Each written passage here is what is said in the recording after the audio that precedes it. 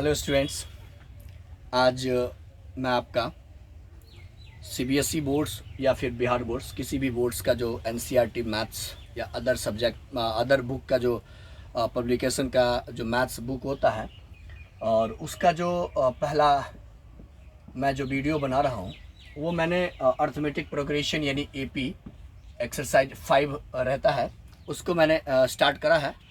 Reason क्या है कि सीबीएसई बोर्ड हर सेशन कुछ ना कुछ जो टॉपिक होती है उसे उन्होंने डिलेटर लगातार करते आया है और इस साल भी डिलेटर किया गया है, लेकिन उस लिस्ट में यह चैप्टर नहीं शामिल है और बिहार बोर्ड में तो ऐसा कुछ होने को होता नहीं है, पूरा सिलेबस पढ़ा जाता है।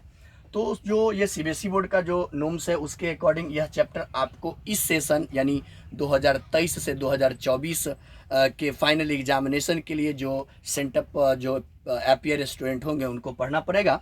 तो मैं उसको स्टार्ट करता हूँ। अर्थमेटिक प्रोग्रेशन, देखिए अर्थमेटिक प्रोग्रेशन का मतलब होता है कि सीक्वेंस, एक स्टेप बाय स्टेप। जैसे आप अगर क्या है कि छत पे चढ़ना होता है, अपने घरों के ऊपर जब छत है उस पर चढ़ना होगा तो आपको सीढ़ी दर सीढ़ी चढ़ना होगा, फर्स्ट सेकंड थर्ड फोर्थ। तो ये एक सीक्वेंस बनता है कि आप जब स्टार्ट करोगे तो आप नीचे से स्टार्ट करोगे, या फिर जब छत से आपको ऊपर से नीचे आना होता है उस सिचुएशन में भी सीढ़ी के ऊपरी यानी अंतिम स्टेप से फिर आपको स्टार्टिंग स्टेप में ऊपर से नीचे की ओर आना होता है।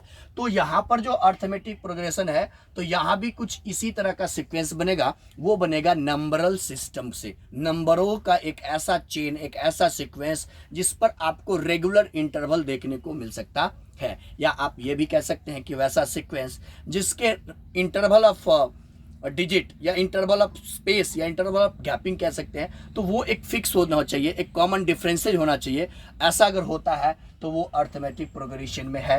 और इसका जो एक और होता है, जब आप लोग रीजनिंग पढ़ेंगे तो वहाँ पर भी नंबर सीरीज आता है, तो वहाँ भी इस तरह के नॉर्म्स को फॉलो किया जाता है। लेकिन यहाँ पर जो हम लोग पढ़ेंगे अर्थमेटिक प्रोग्रेशन में समांतर श्रेणी में, वह संख्याओं का एक श्रृंखला होगा। मैं इस चैप्टर को स्टार्ट करने से पहले मैं इस के थ्योरी को जानकारी देना चाहता हूँ। थ्योरी की जानकारी बहुत ही ज़रूरी होती है। किसी भी एक्सरसाइज को, किसी भी चैप्टर को अच्छे तरीके से पढ़ाई के साथ साथ अच्छा कॉन्सेप्ट पाने के लिए आपको उसके थ्योरी की जानकारी बहुत ज़रूरी होती है। तो सबसे पहले मैं इस चैप्टर का जो थ्योरी है उसका मैं स्टार्टिंग करता हूं। तो पहला मेरा टॉपिक होगा वो होगा A1। A1 का अर्थ होता है फर्स्ट टर्म यानी प्रथम पद। यानी जब हम कोई सीक्वेंस लिखेंगे, सीक्वेंस जैसे स्टार्ट करते हैं, मान लीजिए कि मैंने सीक्वेंस लिखा मैंने 2, फिर लिखा मैंने 5, फिर मैंने लिखा 8, फिर डॉट डॉट डॉट। ये जो सीक्वेंस मैंने स्टार्ट करा, इसका ये जो फर्स्ट स्टेप है, ये पहला टर्म जो है that is called first term यानी प्रथम पद। इसके बाद मैंने लिखा A2, इसका मतलब हो गया कि सेकेंड टर्म। A2 का मतलब हो गया सेकेंड टर्म यानी फर्स्ट टर्म के बाद वाली संख्या। उसके बाद मैंने लिखा यहाँ पे D, ये आपको फार्मूला में देखने को मिल सकता है। यहाँ पे आप देख सकते हैं कि मैंने डी का जिक्र किया है इस फार्मूला में। जब आपको एन निकालना पड़ता है तो डी का अर्थ क्या होता है, डी का मीनिंग क्या होता है? डी का मीनिंग है कि the common differences between two terms. आप जो सीरीज होगी एपी का, जो सीरीज आपको देखने को मिलेगा उसके सीक्वेंस में जो नंबरों का एक सीक्वेंस बनेगा, उसमें आप कहीं से भी दो टर्म, अगर लगातार की दो टर्म को उठाते हैं और उसके जो डी का वैल्यू होंगे, उसके जो डिफरेंसेज होंगे, वो तो एक्चुअली पूरा जगह वो सेम डिफरेंसेज होता है, लेकिन आप कहीं से भी उसके टर्म को लेकर के आप डी का वैल्यू निकाल सकते हैं, यानी कॉमन डिफरेंसेज होता है। दूसरा एन, एन का अर्थ हो जाता है नंबर ऑफ टर्म, कि एपी में सीक्वेंस में नंबर सीरीज में आपको कुल कितने संख्या हैं, कुल कितने पद हैं, कुल कितने टर्म है, वह एन कहलाता है। फिर नेक्स्ट है ए एन। ए एन का मीनिंग हो जाता है, याद रखिएगा, कि the nth term in a sequence, कि जो सीक्वेंस है, जो सीरीज हम बनाते हैं, जो सीरीज मैंने लिया, ये जो सीरीज लिया, इस सीरीज में टोटल नंबर ऑफ टर्म कितना है। अगर लास्ट में मैं अगर मान लेते हैं कि यहाँ पर मैं अगर दे दूँ 8 लिख दिया, 8 तो पहले से है, 8 ही लेता हूँ, इसको लास्ट टर्म मैंने मान लिया, तो इसमें टोटल कितने टर्म हो गए? तो 1 2 3। तो ये जो 3 टर्म है दैट इज कॉल्ड ऑफ क्या, इसी को हम लोग ए एन कहते हैं। क्या कहते हैं? ए एन मतलब लास्ट टर्म, आप कह सकते हो उसको टर्म ऑफ सीक्वेंस, कुल कितने इसके टर्म होते हैं। आगे हमारा है एस एन। तो एस एन क्या होता है? S n means sum of n term, अर्थात जो आपका सीक्वेंस बना है, जो सीरीज होता है, उसके टोटल टर्म को ऐड करके जो वैल्यू आती है वो हमारा Sn कहलाता है। ठीक है। नेक्स्ट हमारा है L। L का मीनिंग हो जाता है last term. L means last term, मतलब जो हमारा अर्थमेटिक प्रोग्रेशन का जो सीक्वेंस होगा, समांतर श्रेणी का जो सीरीज होगा, उसके जो अंतिम पद होंगे, अंतिम पद जो होंगे, अंतिम टर्म जो होगा वो L कहलाता है, L। ठीक है। अब हमारा इस तरह से जो फार्मूलाज में यूज होने वाला जो सिंबल्स हैं, जो शॉर्ट टर्म है, मैंने उसको डिस्क्राइब करा। अब कुछ इंपॉर्टेंट फार्मूला के बारे में देखते हैं जो कि आपको इस एक्सरसाइज को सॉल्व करने में मदद करेगी, बहुत ज़रूरी है। और फार्मूला याद करना बहुत ही आवश्यक होता है, बिना फार्मूला का आप मैथमेटिक्स को सॉल्व नहीं कर सकते हैं। तो इसमें सबसे पहले मैंने लिखा an के लिए।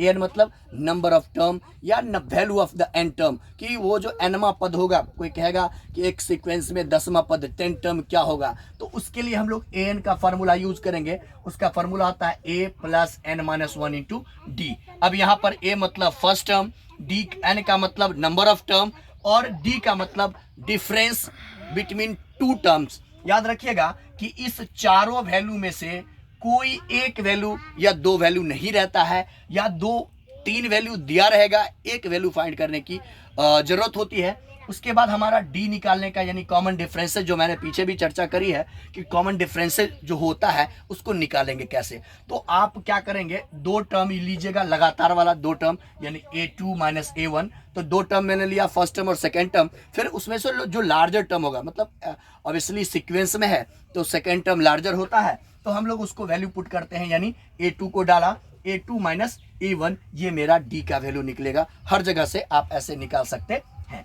फिर हम लोग निकालते हैं find the sum term of AP। मतलब आपको कभी कभी ऐसा रहेगा कि क्वेश्चन में आपको a का वैल्यू डाला रहेगा, फिर d का वैल्यू डाल देगा, फिर आपको कहेगा कि find the 5 terms of AP, कि सीक्वेंस के 5 टर्म को फाइंड करके दिखाइए, 10 टर्म को फाइंड करके दिखाइए, 2 टर्म्स 3 टर्म्स को फाइंड करके दिखाइए। इस सिचुएशन में जो आप फार्मूला यूज करिएगा वो फार्मूला होता है a plus d a plus 2d a plus 3d a plus 4d a plus 5d dot dot.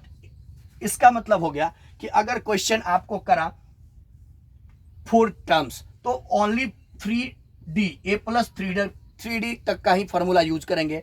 अगर मान लीजिए कि आपको 5 टर्म्स पूछा तो हम a प्लस जो 4d का ही वैल्यू यूज करेंगे। उससे भी ज्यादा करेगा तो आप इसी सीक्वेंस पर उस वैल्यू को पुट कर सकते हैं। इस AP को फाइंड करने के लिए आपके पास a और d की वैल्यू होनी काफी जरूरत है, बिना इसके आप AP को फाइंड नहीं कर सकते हैं। नेक्स्ट क्वेश्चन जो आपको एक्सरसाइज में अक्सर पूछा जाता है वो होता है वेरिफिकेशन ऑफ AP सीक्वेंस, कि आपको एक्सरसाइज में क्वेश्चन दिए रहेंगे, उसमें कहेगा कि सीक्वेंस जो है क्या वह AP में वेरी कर रहा है या नहीं कर रहा है। तो इसके वेरिफिकेशन के लिए जो फार्मूला यूज आप कर सकते हैं, उसके लिए आप करिएगा दो a3 minus a2 is equal to a2 minus a1। तो इसका मतलब क्या हो गया कि both side are value equal होनी चाहिए, कि जब हम a3 में से टर्म 3 में से 2 को माइनस करेंगे और फिर टर्म 2 में से टर्म 1 को माइनस करेंगे, दोनों की वैल्यू अगर इक्वल होती है, इसका मतलब है कि वह AP सीक्वेंस जो है, वह जो सीक्वेंस है वो AP में वैरी करता है, AP का होगा। फिर हमारा जो है नेक्स्ट क्वेश्चन जो पूछा जाता है वो होता है सम ऑफ एन टर्म्स। मैंने पीछे भी बताया था कि n term sum of n term यानी Sn का जो फार्मूला है उसका मैंने बताया था। तो यहाँ पर Sn के लिए जो फार्मूला यूज होता है वो होता है n/2। यानी आपको अगर पूछ दे कि AP का सीक्वेंस दिया गया है, AP का सीरीज दिया गया है, उसमें पूछेगा कि टोटल कितने टर्म हैं और उसका सम कितना है, तो उस सम के लिए जो आप यूज करोगे वो मेरा होता है Sn। वो क्या होता है Sn, और Sn का फार्मूला होता है Sn is equal to n/2 into 2a plus n-1 into d। ये फार्मूला होता है, ये फार्मूला होता है। चलो, तो कहता क्या है यहाँ जो Sn का फार्मूला है वो n/2 into 2a plus n-1 into D. ये फार्मूला आप अगर पुट करोगे तो इससे आपका जो सीरीज है उसका सम निकल जाएगा। इसके लिए थोड़ी सी वेरिफिकेशन है, क्योंकि आप अलग फार्मूला का भी यूज कर सकते हैं, क्योंकि ए एन का फॉर्मूला आपको पता है कि ए एन का वैल्यू क्या आता है, a plus n minus one into d. तो ये वैल्यू यहाँ से मैंने कॉमन निकाला है। कॉमन इसलिए निकाला कि आप एक एग्जाम्पल यहाँ पर देख सकते हैं कि बस इस ब्रैकेट के अंदर की मैं बात कर रहा हूँ, सिर्फ इसी ब्रैकेट के अंदर के लिए ये फॉर्मूला कैसे बनाया मैंने। तो यहाँ पर ए लिखूंगा क्योंकि 2a है तो एक ए कॉमन ले लिया, दूसरा मैंने लिखा a plus n minus one into d. तो आप ऊपर देख सकते हैं क्या कि a plus n minus one into d का वैल्यू होता है ए एन। तो ये मैंने ए एन का यूज यहां पर कर लिया। अब एक चीज आपको भी पता है कि ए एन जो होता है वो लास्ट टर्म होता है, लास्ट टर्म होता है, ए एन का वैल्यू लास्ट टर्म होता है। तो यहां पर मैंने लिखा था कि एल जो होता है उसको लास्ट टर्म भी कहते हैं। तो इसलिए नेक्स्ट फार्मूला जो मैंने अपने हाथों से बना लिया कि आप ये भी यूज कर सकते हो, यानी ए प्लस एल का भी यूज करके आप एस एन का फार्मूला, एस एन का वैल्यू निकाल सकते हैं। तो इस तरह से इस चैप्टर के जो इंपोर्टेंट फार्मूला और जो सिंबल्स था वो मैंने आपको बता दिया है।